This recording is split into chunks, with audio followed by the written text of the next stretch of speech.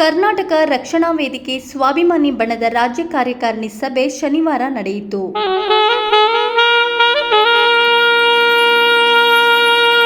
ರಾಮನಗರ ತಾಲೂಕಿನ ಹೆಜ್ಜಾಲ ಗ್ರಾಮದಲ್ಲಿ ಸಭೆ ಹಮ್ಮಿಕೊಳ್ಳಲಾಗಿತ್ತು.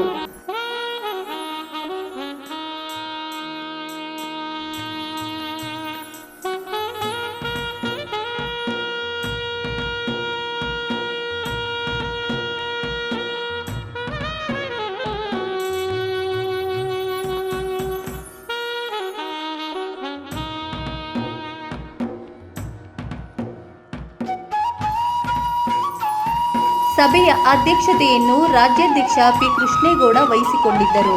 ವಿಧಾನಸಭಾ ಚುನಾವಣೆ ಆಯಿತು. ಅದಕ್ಕೊಂದಷ್ಟು ನೀವು ಈ ರಾಜ್ಯದ ಸಂಪನ್ಮೂಲವನ್ನು, ರಾಜ್ಯದ ಬೊಕ್ಕಸವನ್ನು, ನಮ್ಮ ತೆರಿಗೆ ಹಣವನ್ನು ಸಾಕಷ್ಟು ಹಾಳು ಮಾಡಿದ್ದಾಯಿತು. ಇನ್ನು ಲೋಕಸಭಾ ಚುನಾವಣೆ ಬಂತು. ಈಗ ಅದರಲ್ಲೊಂದಷ್ಟು 4-5 ತಿಂಗಳುಗಳು ಈ ರಾಜ್ಯದಲ್ಲಿ ಕಳೆದಿದ್ದಾಯಿತು. ಆದರೆ ಅಭಿವೃದ್ಧಿಗಳು ಎಲ್ಲೂ ಕೂಡ ಕಾಣ್ತಾ ಇಲ್ಲ. ಕಾರ್ಯಕಾರಿಣಿ ಸಭೆಯಲ್ಲಿ ರಾಜ್ಯ ಉಸ್ತುವಾರಿ ಅಧ್ಯಕ್ಷ ಶಿವಗೌಡ, ಕಾರ್ಮಿಕ ಘಟಕದ ರಾಜ್ಯಾಧ್ಯಕ್ಷ ಶಿವಕುಮಾರ್ ಗೌಡ, ರಾಜ್ಯ ಪ್ರಧಾನ ಕಾರ್ಯದರ್ಶಿ ಪ್ರಭು, ರಾಜ್ಯ ಉಪಾಧ್ಯಕ್ಷ ಶಿವಾಜಿ, ಉತ್ತರ ಕರ್ನಾಟಕದ ಕಾರ್ಯಾಧ್ಯಕ್ಷ ನಾಗರಾಜ್, ಅಧ್ಯಕ್ಷ ಲಕ್ಷ್ಮಣ, ಬೆಳಗಾವಿ ವಿಭಾಗೀಯ ಅಧ್ಯಕ್ಷ ರಾಜು ಶಿರಹಟ್ಟಿ, ದಾವಣಗೆರೆ ಜಿಲ್ಲಾಧ್ಯಕ್ಷೆ ಕವಿತಾ, ವಿಭಾಗೀಯ ಜಿಲ್ಲಾಧ್ಯಕ್ಷೆ ಗೀತಾ ಪಾಟೀಲ್ ಸೇರಿದಂತೆ 28 ಜಿಲ್ಲೆಗಳ ಜಿಲ್ಲಾಧ್ಯಕ್ಷರು, ಪದಾಧಿಕಾರಿಗಳು ಭಾಗವಹಿಸಿದ್ದರು. ಇವತ್ತು ಸುಮಾರು 31 ಜಿಲ್ಲೆಯಲ್ಲಿ ಸುಮಾರು 28 ಜಿಲ್ಲೆಗಳು ಭಾಗವಹಿಸಿದ್ದಾವೆ. 28 ಜಿಲ್ಲೆಯಲ್ಲೂ ಇವತ್ತು ಏನೇನು ಹೋರಾಟ ಆಗಿದೆ ಅಂತೇಳಿ ಬೆಳಿಗ್ಗೆಯಿಂದ 1 ಗಂಟೆವರೆಗೂ ಚರ್ಚೆ ಆಗಿದೆ. ಅಲ್ಲಿ ಅಭಿವೃದ್ಧಿ ಬಗ್ಗೆ ಮತ್ತು ರಾಜ್ಯ ಸರ್ಕಾರದ ಹಣ ಸರಿಯಾಗಿ ಜಿಲ್ಲಾಡಳಿತ ಉಪಯೋಗಿಸ್ತಾ ಇದೆಯಾ, ಅಲ್ಲಿ ಅಭಿವೃದ್ಧಿ ಕಾರ್ಯಕ್ಕೆ ಹಣ ಬಿಡುಗಡೆ ಆಗ್ತಾ ಇದೆಯಾ, ಮತ್ತು ಅಲ್ಲಿ ಗಡಿಭಾಗದಲ್ಲಿರ್ತಕ್ಕಂಥ ಶಾಲೆಗಳು ಮತ್ತು ಅಂಗನವಾಡಿ, ವಿಶೇಷವಾಗಿ ಇವತ್ತು ಅಂಗನವಾಡಿ ದಿವಾಳಿ ಎದ್ದೋಗಿದೆ. ಇವತ್ತು ಮಕ್ಕಳಿಗೆ ಸರಿಯಾದ ಆಹಾರವನ್ನು ಕೊಡ್ತಾ ಇಲ್ಲ, ಕಳಪೆ ಆಹಾರವನ್ನು ಕೊಡ್ತಾ ಇದೆ. ಆ ಸಂಸ್ಥೆ ಮೇಲೆ ಕೂಡ ನಾವು ಮೊಕದ್ದಮೆ ಹೂಡಲಿಕ್ಕೆ ಈಗಾಗಲೇ ಎಲ್ಲವನ್ನು ಮಾಡಿದ್ದೇವೆ.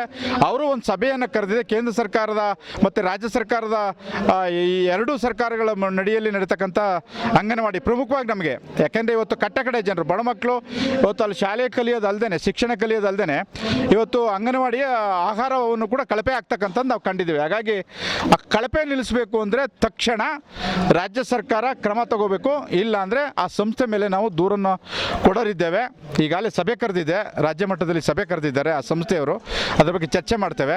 ಸುಮಾರು 5 ಅಂಶಗಳು: ಗಡಿಭಾಗ ಇಲ್ಲಿರ್ತಕ್ಕಂಥ ಶಾಲೆಗಳು, ಮತ್ತು ಅಂಗನವಾಡಿ ಕೇಂದ್ರಗಳಲ್ಲಿ ಮಕ್ಕಳಿಗೆ ಆಹಾರ, ಮತ್ತು ರೈತರಿಗೆ ಸರಿಯಾದ ವೈಜ್ಞಾನಿಕ ಬೆಲೆ ಇಲ್ಲ, ಈಗ ಬರಗಾಲ ಬಂದಿದೆ, ಅದ್ರ ಬಗ್ಗೆ ಒಂದು ಅಂಶ, ಮತ್ತು ಕಾರ್ಮಿಕರಿಗೆ, ವಿಶೇಷವಾಗಿ ಕನ್ನಡಿಗರಿಗೆ ಈ ರಾಜ್ಯದಲ್ಲಿ ಉದ್ಯೋಗ ಸೃಷ್ಟಿ ಆಗಬೇಕು ಅನ್ನುವಂಥ ಒಂದು 5 ಅಂಶಗಳನ್ನು ಇವತ್ತು ನಾವು ಪ್ರಮುಖವಾಗಿ ತಗೊಂಡಿದ್ದೇವೆ. ಅದನ್ನು ರಾಜ್ಯ ಸರ್ಕಾರಕ್ಕೆ ಒತ್ತಾಯಿಸ್ತೇವೆ. ಇಲಾಖಾವಾರು ಸಚಿವರುಗಳು ಸರಿಯಾಗಿ ಕೆಲಸ ಮಾಡ್ತಾ ಇಲ್ಲ, ಬರೀ ಜಿಲ್ಲಾ ಉಸ್ತುವಾರಿಗಳಾಗಿ ಕಾಲಹರಣ ಮಾಡ್ತಕ್ಕಂಥದ್ದನ್ನು ನಾವು ಕಾಣ್ತಾ ಇದ್ದೇವೆ. ಇಡೀ ರಾಜ್ಯಕ್ಕೆ ಅವರು ಸಚಿವರಾಗಿದ್ದಾರೆ, ಆದರೆ ಅದನ್ನು ಮರ್ತಿದ್ದಾರೆ. ಮತ್ತು ಅದ್ರ ಜೊತೆಗೆ ಇತ್ತೀಚೆಗೆ ಸಚಿವರು ಇರ್ಬೋದು, ಶಾಸಕರು ಇರ್ಬೋದು, ಎಲ್ಲ ಪಕ್ಷದವರು ಇರ್ಬೋದು, ತಮ್ಮ ವೈಯಕ್ತಿಕ ವರ್ಚಸ್ಸನ್ನು ಬೆಳೆಸ್ಕೊಳ್ಳಿಕ್ಕೆ ಇಲ್ಲ ಸಲ್ಲದ ಆರೋಪಗಳನ್ನು, ಪ್ರತ್ಯಾರೋಪಗಳನ್ನು ಮಾಡ್ತಾ ಈ ರಾಜ್ಯದ ಮಾನ ಮರ್ಯಾದೆಯನ್ನು ಹಾಳುಗೆಡುವಂಥ ನಿಟ್ಟಿನಲ್ಲಿ ನೀವು ರಾಜಕೀಯ ಮಾಡ್ತಾ ಇದ್ದೀರಿ. ಕರ್ನಾಟಕದ ಇತಿಹಾಸದಲ್ಲಿ ಯಾರೂ ಕಂಡರಿಯದಂಥ ಇಂಥ ಕೆಟ್ಟ ವರ್ತನೆಯನ್ನು ಯಾರೂ ಕೂಡ ಯಾವುದೇ ಸರ್ಕಾರ ಮಾಡಿರಲಿಲ್ಲ. ಆದರೆ ಇವತ್ತಿನ ಪರಿಸ್ಥಿತಿಯಲ್ಲಿ ಈ ನಾಡಿನ ಜನರು ಪಕ್ಷಾತೀತವಾಗಿ, ಜಾತ್ಯತೀತವಾಗಿ ಇವತ್ತು ಬದಲಾಗಬೇಕಾಗಿದೆ. ರಾಷ್ಟ್ರಪತಿ ಆಳ್ವಿಕೆ ಈ ರಾಜ್ಯದಲ್ಲಿ ಬರುವಂಥ ಸಂದರ್ಭ ಸೃಷ್ಟಿ ಮಾಡುವಂಥದ್ದು ಎಲ್ಲದೂ ಕಾಣ್ತಾ ಇದೆ. ಸಂಘಟನೆ ಕೂಡ ಇವತ್ತು ಒತ್ತಾಯಿಸ್ತದೆ. ಇವತ್ತು ಈ ಸಚಿವರಿಂದ ಆಗಲಿ, ಶಾಸಕರಿಂದ ಆಗಲಿ, ಯಾವುದೇ ಪಕ್ಷದಿಂದ ಈ ರಾಜ್ಯದ ಅಭಿವೃದ್ಧಿ ನಾವು ಕಾಣಲಿಕ್ಕಾಗ್ತಾ ಇಲ್ಲ. ಹೆಚ್ಚು ಕ್ರಿಮಿನಲ್ಗಳು ಸೃಷ್ಟಿಯಾಗ್ತಾ ಇದ್ದಾರೆ. ಮತ್ತು ಅವರಲ್ಲಿ ಬರ್ತಕ್ಕಂಥ ಪದಗಳ ಬಳಕೆ ಇವತ್ತು ಜನಸಾಮಾನ್ಯರನ್ನ ಚಿಂತೆಗೀಡಾಗ್ತಾ ಇದೆ. ಮತ್ತು ಒಂದು ರೀತಿಯಲ್ಲಿ ಭಯದ ವಾತಾವರಣ ಸೃಷ್ಟಿ ಮಾಡ್ತಾ ಇದ್ದಾರೆ.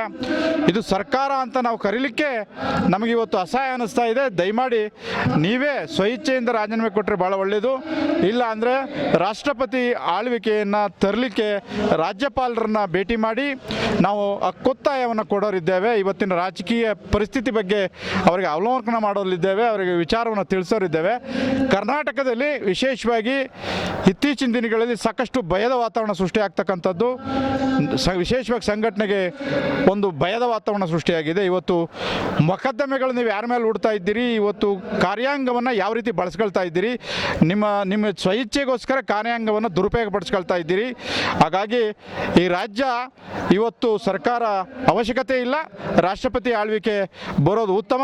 ಯಾಕೆಂದರೆ ಇವತ್ತೆಲ್ಲರೂ ಕೂಡ ಕಾರ್ಯಾಂಗ ಯಾವುದೇ ಕೆಲಸ ಮಾಡ್ತಾ ಇಲ್ಲ, ಬರೀ ಲಂಚ ಲಂಚ ಲಂಚ ಲಂಚ ಅಂತೇಳಿ ನಮ್ಮ ತೆರಿಗೆನ ಲೂಟಿ ಹೊಡೆಯುವಂಥದ್ರಲ್ಲಿ ಕಾಲಹರಣ ಆಗ್ತಾ ಇದೆ. ನೀವು ಕೂಡ ನೂರಾರು ಕೋಟಿ ಇವತ್ತೊಂಥರ ಉದ್ದಿಮೆ ಮಾಡ್ಕೊಂಡಿದ್ದೀರಿ, ಸತ್ಸಂಗಾಂಗ ಅಂತಕ್ಕಂಥದ್ದು. ಇಲ್ಲಿ ಬಂಡವಾಳ ಹಾಕು, ಇಲ್ಲೇ ಬಂಡವಾಳ ತೆಗಿ, ಇನ್ನೊಂದಷ್ಟು 100 ತಲೆ 10 ತಲೆ 20 ತಲೆ ಜೀವನ ಮಾಡ್ತಕ್ಕಂಥ ಒಂದು ವಾತಾವರಣವನ್ನು 100 ಕೋಟಿ ಲೂಟಿ ಹೊಡಿಲಿಕ್ಕೆ ನೀವು ಸರ್ಕಾರ ಅವಶ್ಯಕತೆ ಇದೆಯಾ ಅಂತಕ್ಕಂಥ ಪ್ರಶ್ನೆ ನಮ್ಮ ಮುಂದೆ ಇದೆ.